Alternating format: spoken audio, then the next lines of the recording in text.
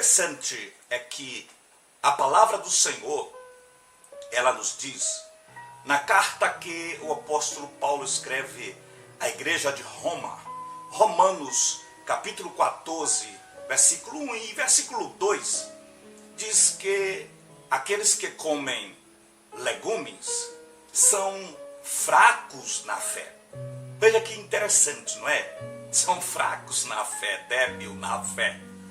Porém, se você dá uma examinada no capítulo 1 do livro do profeta Daniel, versículo 8 para frente, você vai ver que Daniel propôs no seu coração não se contaminar com os manjares que o rei oferecia e resolveu comer somente legumes, não é? Veja se há um contraste entre uma passagem bíblica e a outra. O interessante é que o que nós precisamos é sabermos interpretar cada texto baseado no seu contexto, de maneira tal que não venhamos a usar a axiologia, que é aquela interpretação feita baseada nos nossos próprios conceitos e no nosso nível de conhecimento, e aquilo que realmente a palavra do Senhor quer nos dizer e traz para nós como a interpretação correta e certa do texto sagrado.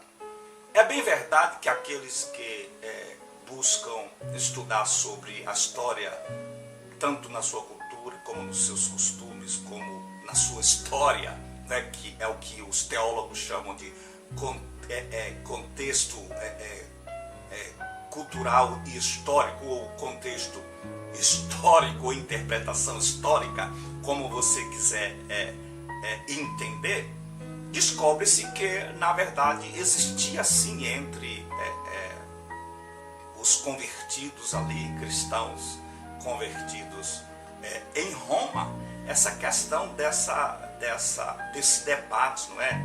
Dessa dificuldade entre aqueles que eram convertidos e que defendiam a questão de se alimentar somente com legumes.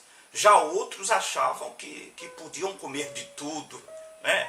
Aquele que come carne, come tudo, não julgue aquele que não come, e aquele também que não come, não discrimine aquele que come, porque Deus é o Senhor de todos e de todas as coisas. Então, o que nós observamos dentro do contexto é que Paulo escreve esse texto com a intenção de apaziguar, de amenizar e de fazer eles entenderem que a salvação de cada um deles não estava condicionada ao tipo de alimento que eles comiam. O próprio contexto em si, examinando-se a passagem bíblica e um todo, acaba-se na conclusão por entender dessa maneira. Então nós já quebramos esse paradigma e já desfazemos essa tese de que a Bíblia está afirmando que quem come legumes é fraco na fé. Não é nada a ver contra alguém que é vegano ou vegetariano. Nada disso. Eu já trouxe para você aqui a explicação do que o versículo quer dizer. Se você também for examinar a Bíblia em João 3,16, você vai observar Deus dizendo assim, ou a palavra do Senhor nos dizendo assim: Deus amou o mundo de tal maneira, João 3,16. Mas quando nós pegamos a primeira epístola de João, no capítulo 2, o versículo 15, nós vamos ver um versículo muito interessante que é Deus orientando o seu povo. E ele diz da seguinte maneira: não ameis o mundo. Veja, uma hora Deus diz, a palavra do Senhor diz, Deus amou o mundo. Outra hora Deus diz, não ameis o mundo. Ou seja, Deus diz, eu amo o mundo. Uma outra hora ele diz, não devemos amar o mundo. Então será que não existe um choque aí? Uma contradição? Não é a resposta. Não. Na verdade, quando a Bíblia diz Deus amou o mundo, Deus está falando do mundo ser humano. Deus está falando do mundo pessoas.